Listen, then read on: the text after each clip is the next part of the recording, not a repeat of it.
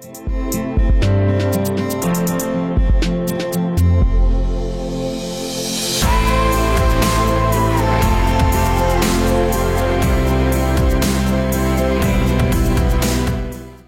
chers amis, bonsoir à vous tous. Voilà une semaine nouvelle qui commence et nous sommes avec vous dans cette émission à la recherche de l'amour, toujours avec cet objectif de vous apporter un soutien, une direction pour votre vie sentimentale. Monique, bonsoir. Bonsoir, bonsoir à vous tous. Soyez les bienvenus. Aujourd'hui, nous voyons que les personnes veulent les choses rapidement. Vous voyez, la société fait les choses de plus en plus vite. On voit au niveau alimentaire des produits qui viennent plus rapidement. On voit au niveau de la science, au niveau des transports. Tout va de plus en plus vite. Et cette rapidité aussi, les personnes veulent prendre cela et transposer cela aussi à la vie sentimentale. Et c'est là d'ailleurs qui vient les accidents, si on peut dire comme ça, dans l'amour. Les gens, ils veulent faire les choses tellement rapides. D'ailleurs, les sentiments, ils nous transmettent cela. Les sentiments, ils veulent toujours sentir, ils veulent que les choses soient toujours rapides. Mais d'ailleurs, on a déjà parlé ici plusieurs fois que l'amour intelligent, c'est celui qui prend le temps pour que la chose, elle puisse fonctionner, marcher. Il y a un chemin à poursuivre. On était en train de parler tout à l'heure par rapport... Cela arrive plutôt lorsque la personne elle a déjà un certain âge. Par exemple, la personne elle est veuve ou elle a déjà été dans une relation et ela... Voilà. Elle a une déception. Ela a une déception. Et quand elle va s'engager à nouveau, il y en a beaucoup qui pensent « Ah, j'ai même la paresse de m'engager. » Parce qu'il y a tellement de choses à faire. Il y a tellement... Il faut avoir le temps pour pouvoir vraiment s'engager. Il y en a beaucoup qui se laissent aller à cause de cela. Elle se décourage un peu. Oui. En fait, sa conscience, elle n'est pas mauvaise. Parce que c'est vrai. Pour avoir un amour intelligent, pour avoir une relation qui va vraiment marcher, il faut avoir la conscience qu'il faut prendre le temps, mais ne pas se freiner à cause de ça. Voilà, alors les personnes, elles voient ce qu'elles doivent investir. Et la vérité, c'est que si on veut la féliciter, on doit comprendre qu'il faut investir. La personne ne peut pas voir l'investissement dans la vie sentimentale comme un poids, comme un fardeau. C'est qu'elle doit considérer, ce sont les résultats qui seront alors le fruit de cet investissement. Et le bonheur sentimental en vaut la peine. On voit en ce moment le spot, on vient déjà pour le thème de ce soir, que vous allez certainement aimer. À tout de suite. Thérapie de l'amour. Venez chaque jeudi assister à une conférence exceptionnelle. Le rendez-vous à ne pas manquer. Le seul endroit où vous connaîtrez ce qu'est l'amour intelligent. Recevez des conseils et orientation, quelle que soit votre situation, pour tous les couples, mais aussi pour les célibataires, mariés et divorcés. Découvrez comment construire ou reconstruire durablement votre vie amoureuse. Sachez comment s'aimer d'un amour intelligent. Chaque jeudi, à Paris, Évry, Nantes et Lyon. Ne manquez pas. Thérapie de l'amour, chaque jeudi à 20 h à Paris, également à 19 h 30 à Évry, Lyon et Nantes.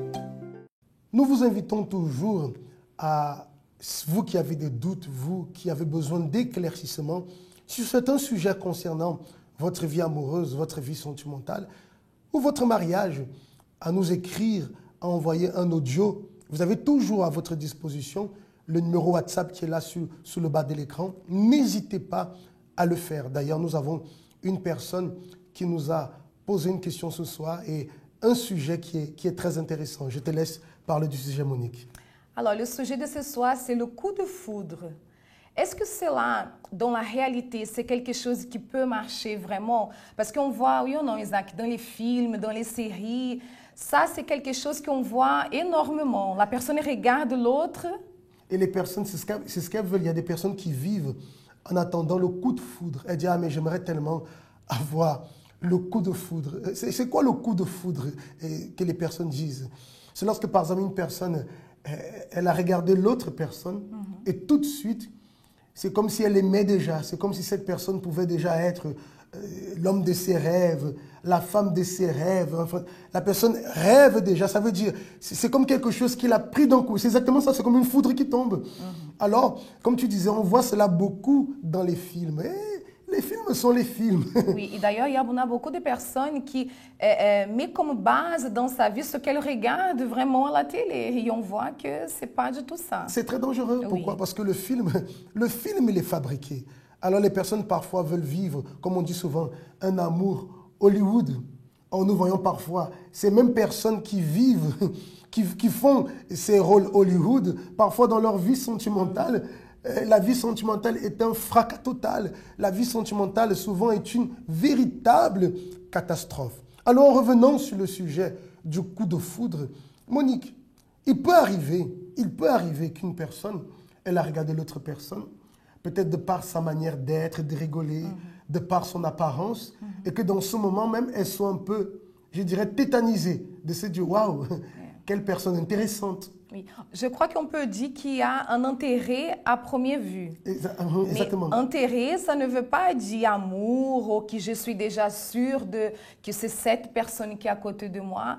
Parce que cela, ça n'existe pas. Exactement, parce que pour pouvoir, on dit, bien sûr, je t'ai vu, je me dis, tiens, mais cette personne, elle est intéressante. J'aime sa façon de parler, j'aime son comportement, j'aime sa discrétion, je vois une personne qui a l'air intelligente. Et tout cela, tous ces points positifs qu'elle voit, bien sûr, c'est un peu comme ce coup de foot qui dit, mais ça, c'est la personne idéale. Mais si elle se limite à ça, elle peut avoir des mauvaises surprises. C'est arrivé, maintenant, il y a la deuxième étape. C'est de connaître maintenant qui est cette personne. On va parler à nouveau de thème qu'on a déjà parlé, c'est le période de connaissance. Parce qu'il y a tellement de personnes qui ont ça, cet intérêt à la première vue, mais quand elles passent aux périodes de connaissance, elles commencent à parler, elles commencent à découvrir ce qui va vraiment à l'intérieur de l'autre personne, cet intérêt-là, il disparaît. C'est plus un coup de foudre, ça devient un coup de massue. C'est un coup de massue. Après le coup de foudre, c'est le coup de massue parce qu'elle voit qu'elle est totalement, tout ce qu'elle a idéalisé est totalement faux.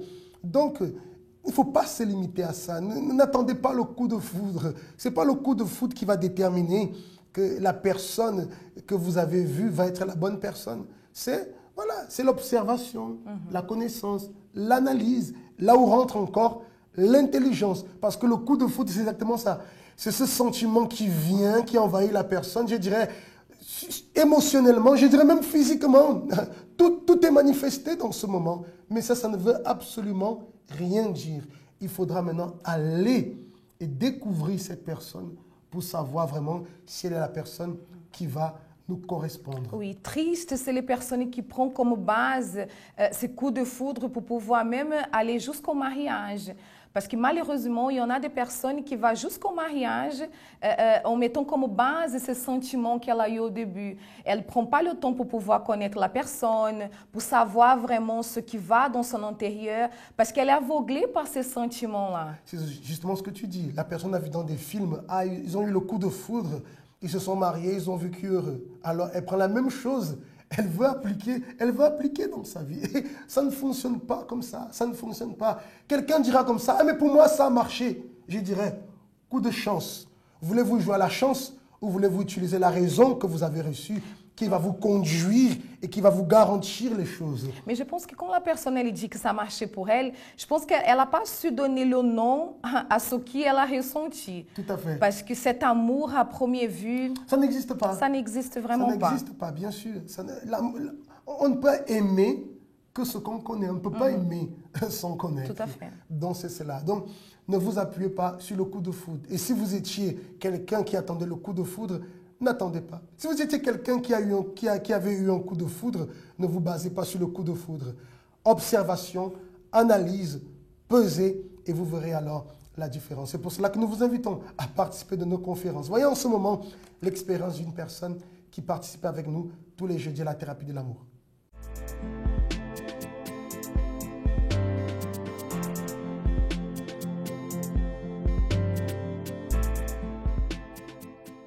Avant d'arriver à la thérapie, en fait, ma vie sentimentale était chaotique, dans le sens où je croyais aux contes de fées. Je pensais que c'était... dès qu'on entamait une relation, tout devait aller vite, tout devait conclure en fait. Je me forçais à croire au mariage parce que en fait, ce qui s'est passé, c'est que j'ai eu beaucoup de relations. J'ai eu beaucoup de relations amoureuses, des échecs qui ont fait que j'ai accumulé. Au lieu de me guérir, j'ai fait que de entasser les relations jusqu'à en avoir des maux de cœur en fait. Et ça fait que c'était chaotique quoi. Dès qu'on me parlait de mariage, je disais oui, je crois au mariage, mais en vrai, à l'intérieur de moi, j'y croyais pas du tout. Déjà, j'ai commencé par... ce qui a changé, c'est que j'ai commencé déjà à accepter le fait que je n'y croyais pas, donc le problème. Et par la suite, j'ai commencé à investir en fait à l'intérieur de moi, vraiment traiter chaque problème d'une manière complexe, parce que c'était vraiment quelque chose de compliqué pour moi. Et par la suite, j'ai investi à l'intérieur de moi en fait avec Dieu tout simplement. Et c'est là que tout a commencé à changer en fait. Je sais pas comment expliquer, mais je vois plus de la même chose en fait. C'est plus quelque chose de compliqué, c'est plus quelque chose de complexe, c'est vraiment quelque chose de important. Je suis totalement guérie et j'ai écrit mon nom dans le livre pour 2020.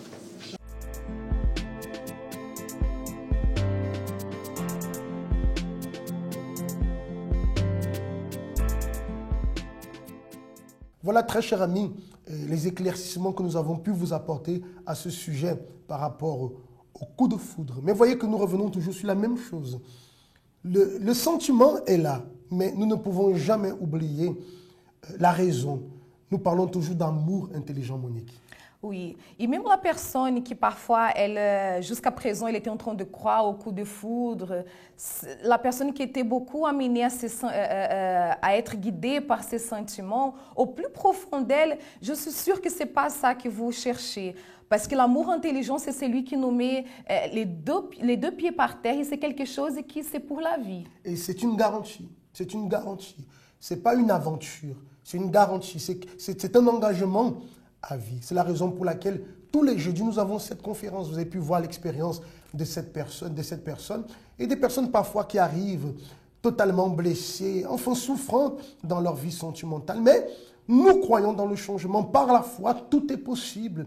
Et nous voulons vous aider, chers amis, à sortir de la situation difficile que vous vivez dans votre mariage, la situation difficile que vous vivez dans votre vie amoureuse. Donnez-vous une opportunité, l'opportunité de changer cette situation. Nous vous attendons ici, ce jeudi, ici à Paris, là aussi à Ivry-Couronne, à Nantes et à Lyon, qui vivent aussi ce moment de la thérapie de l'amour. Votre situation va changer. Et si vous avez besoin d'orientation, n'hésitez pas alors à entrer en contact avec nous par un message ou alors un audio que vous pouvez laisser ici sur notre WhatsApp. On vous souhaite de passer une très bonne soirée dans l'émission Parole de vie et on se donne rendez-vous alors ce mercredi.